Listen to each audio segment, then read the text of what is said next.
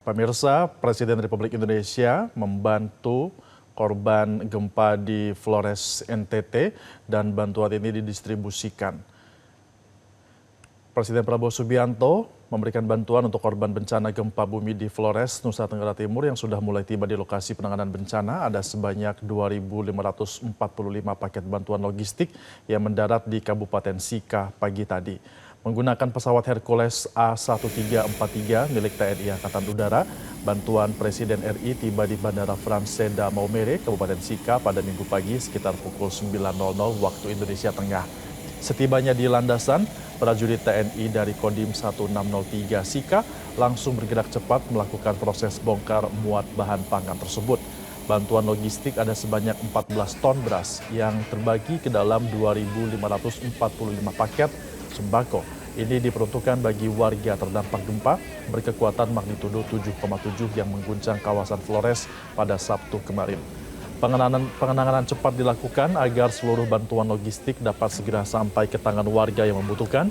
Dan Dim 1603 Sika, Letkol Arm Denny Riesta Permana menjelaskan bahwa bantuan ini dari Presiden Prabowo Subianto kepada korban gempa yang melanda Flores kemarin.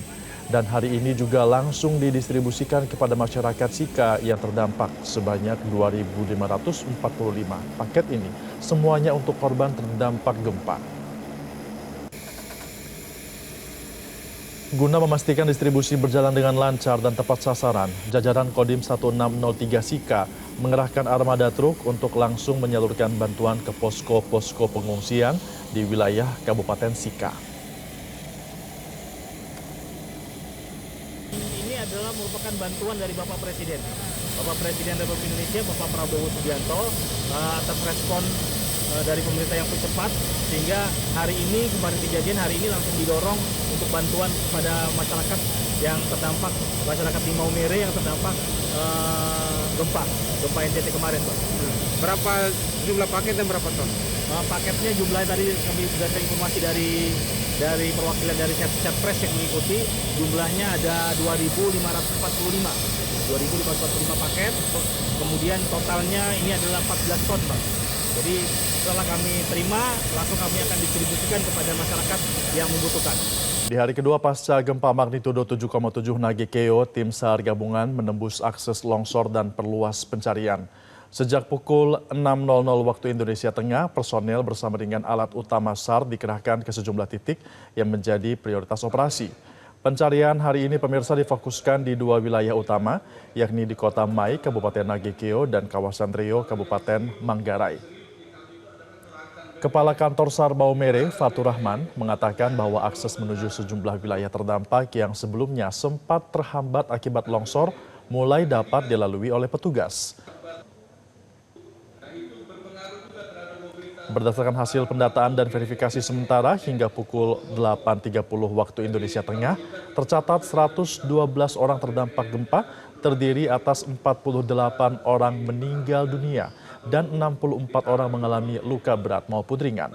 Jumlah itu masih bersifat sementara dan dinamis. Proses pendataan serta verifikasi terus dilakukan bersama dengan Badan Penanggulangan Bencana Daerah dan unsur potensi SAR di wilayah terdampak. Dengan fasilitas pendidikan.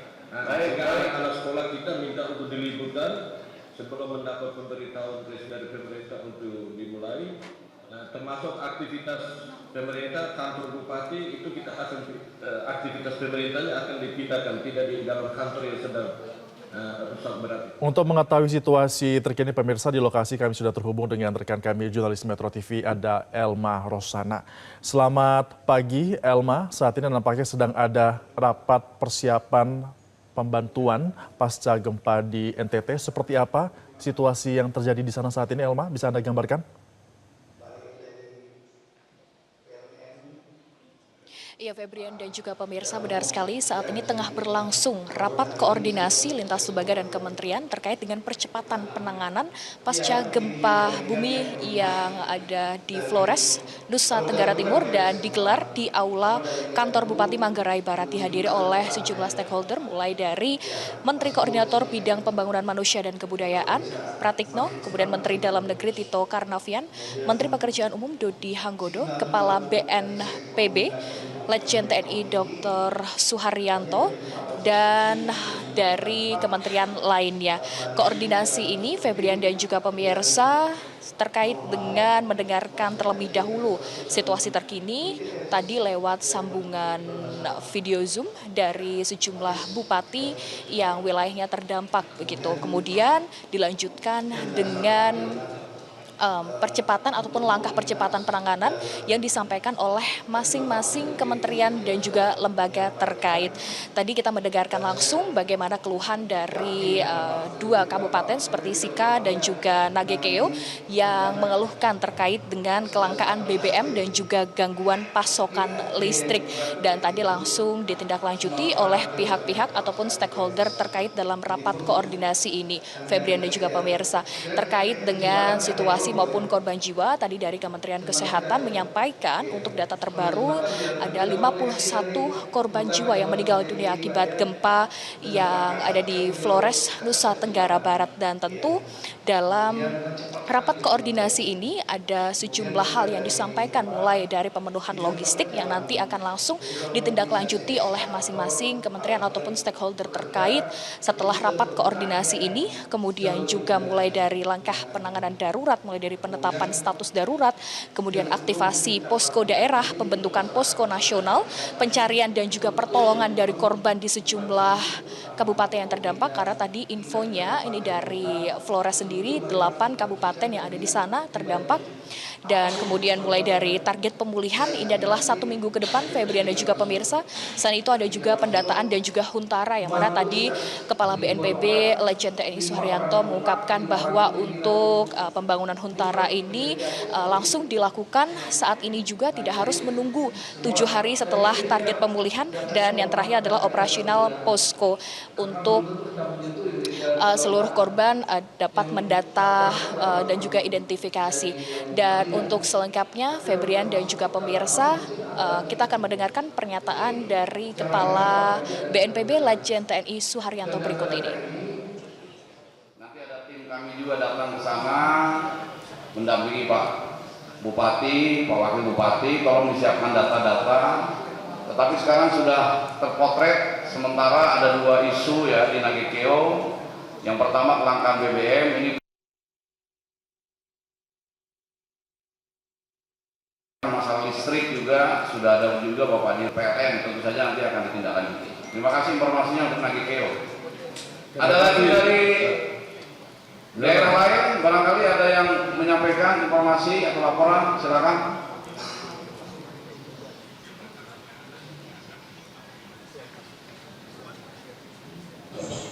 Ada Bapak Ibu sekalian di daerah? Baik, kalau belum ada, silakan. Dari mana itu?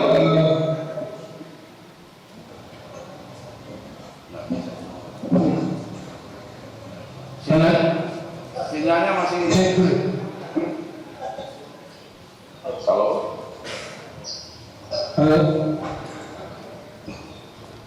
Kalau dari kepala daerahnya ada yang perlu dilaporkan, kalau nanti BPBD nanti kami aja yang datang ke sana Pak, supaya lebih jelas lagi, lebih rinci lagi. Baik, Bapak Menko dan Bapak Ibu sekalian terhormat, setelah kita tadi mendapat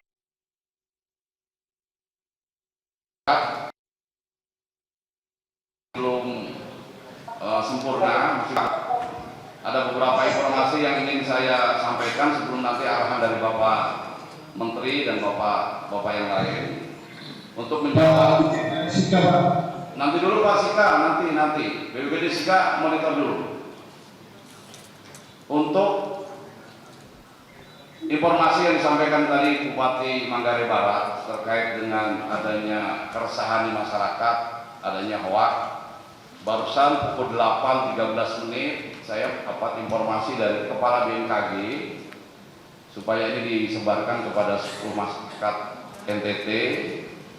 Jadi dari Kepala BMKG mengatakan total gempa bumi sampai pukul 8.13 menit tadi 731 kali gempa. Dari 731 kali gempa itu, yang gempa susulan yang besar 6,2 magnitudo, dan itu sudah berlalu. Kemudian sampai dengan hari kedua tidak ada gempa yang sifatnya besar magnitudenya atau menimbulkan kerusakan yang parah, tidak ada lagi. Meskipun dari Kepala BMKG mengatakan kondisi ini akan stabil setelah 2-3 minggu ke depan. Tetapi pengalaman terjadinya gempa-gempa dimanapun, setelah ada gempa susulan yang besar, selanjutnya biasanya kecil-kecil terus. Dan ini terbukti juga dari gempa utama 7,7, kemudian ada gempa susulan sebanyak 731 kali gempa, sudah tidak ada lagi yang besar. Nah, ini juga mungkin perlu disampaikan ke masyarakat agar tidak terpengaruh isu-isu yang tidak bertanggung jawab, hoax, yang seolah-olah menyatakan ini nanti ada gempa besar lagi ya setelah 7,7. Kemudian Bapak Menko dan Bapak-Bapak sekalian terhormat, ini kami juga ada beberapa arahan. Jadi tadi sudah disampaikan oleh Bapak Pangdam, betul sekali. Ini jumlah korbannya terus meningkat. Per hari ini kalau kemarin kami memotret masih 47 yang meninggal dunia, sekarang sudah ada 49 yang meninggal dunia. Kemudian kalau dari sudut dari BMKG, lanjut slide-nya coba. Dari BMKG, dari yang disampaikan oleh Bapak Pangdam, epicentrum itu ternyata memang yang terberat ada di Pulau Flores. Pulau Flores ada 8 kabupaten, dari mulai Manggarai Barat, Manggarai Timur, Ngada, Nagekeo, Ende, Sika, dan yang terakhir Flores Timur. Nyaris satu Flores ini semuanya terkena bencana, karena Flores Timur yang untuk bencana gempa bumi ini terkesan dampaknya sedikit, tapi mereka masih erupsi Gunung Lewatobi laki-laki yang kemarin malam juga erupsi lagi. Sehingga Pulau Flores ini semuanya terdampak, dan kalau kita lihat di slide, memang Flores bagian utara itu yang terdampak paling parah, sehingga tadi yang disampaikan Pak Pangdam, Labuan Reo, Manggarai Timur yang korbannya banyak, ini memang sesuai dengan titik patahan gempa tersebut. Lanjut. Kemudian data saya rasa tidak perlu kami ulangi. Nah, kami ada 6 daerah di luar Manggarai Barat yang sudah mengajukan kebutuhan mendesak. Coba slide-nya lanjut. Ya. Lanjut. Nah, ini ya, yaitu Manggarai Timur, Manggarai Barat, Sika, Nagekeo, dan Ende.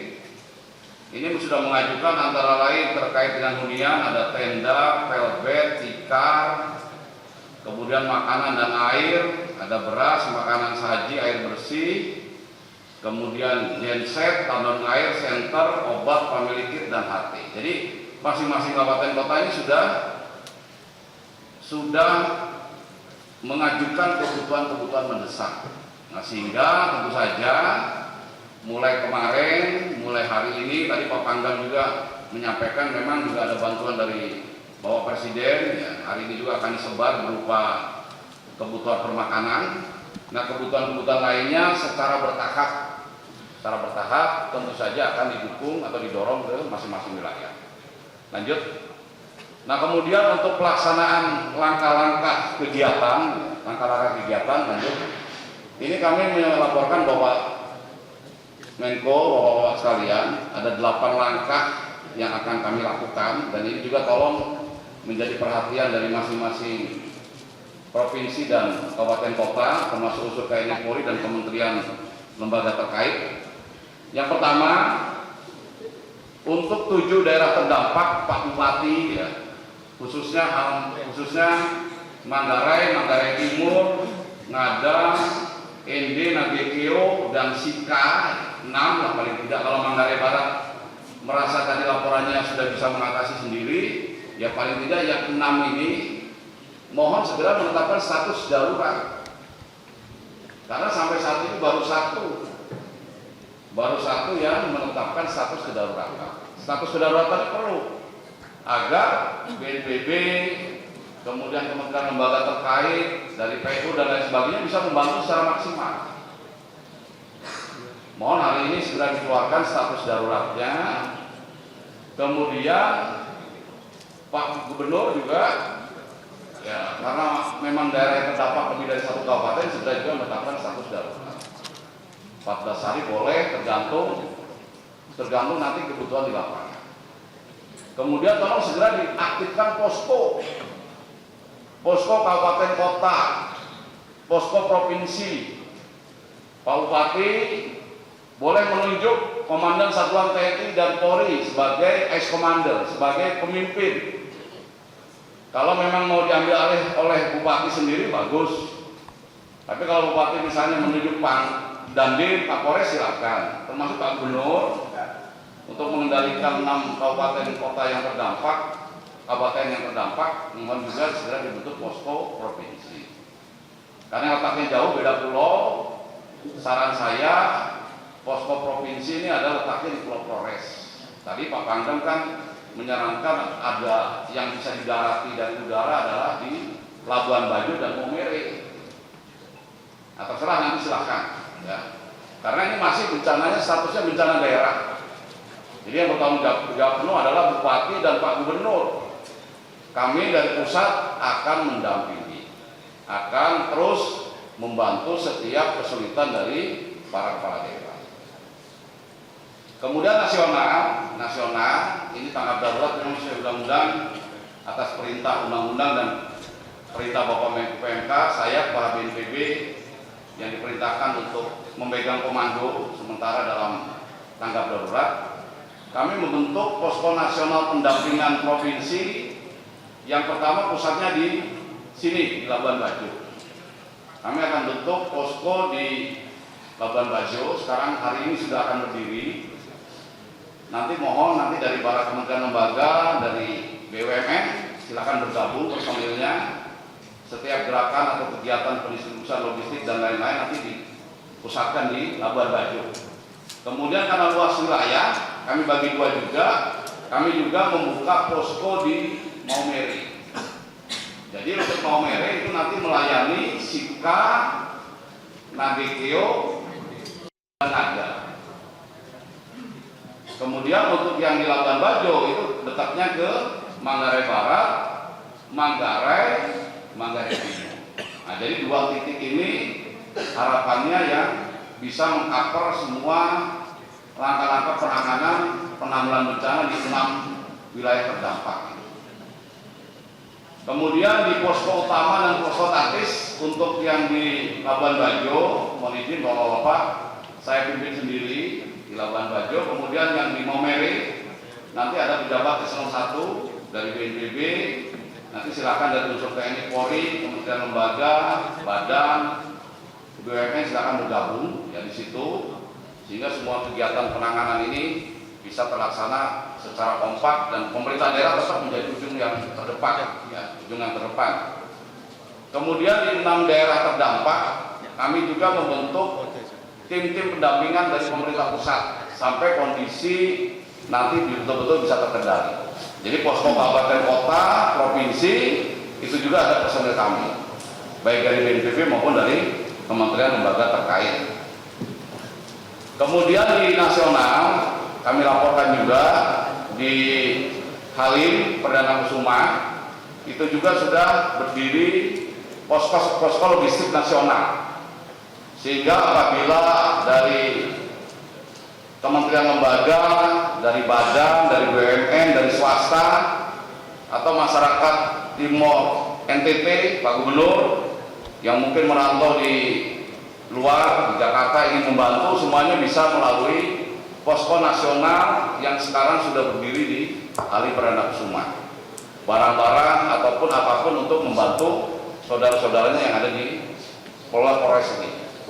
Nanti dari Halim masuk ke Labuan Bajo, bisa juga masuk ke Maumere. Hari ini kami pastikan semuanya sudah beroperasi ya, secara terbatas, tetapi tentu saja semakin hari, semakin waktu berjalan ini akan semakin sempurna. Kemudian pencarian pertolongan, meskipun dilaporkan tidak ada lagi masyarakat yang harus dicari atau terjebak di reruntuhan dan lain sebagainya atau yang masih hilang, tapi kami mohon Kepala Basarnas sesuai undang-undang ini memimpin langsung proses pencarian pertolongan. Mohon unsur TNI Polri dan relawan dan lain sebagainya bergabung di bawah kepemimpinan Kabasarnas sampai memastikan betul-betul tidak ada lagi masyarakat yang harus dicari, harus diselamatkan atau harus dievakuasi. Itu tugas dari Kabasarnas. Kemudian kami mohon juga, meskipun Pak Gubernur tadi mengatakan tanggap darurat 14 hari, kemudian ada salah satu kabupaten kota sudah mengeluarkan status tanggap darurat sampai 90 hari. Ini karena hari-hari pertama, silakan saja nanti kami lihat di masing-masing wilayah sampai sejauh mana dampak dan kerugian dan ancamannya, nanti bisa dievaluasi.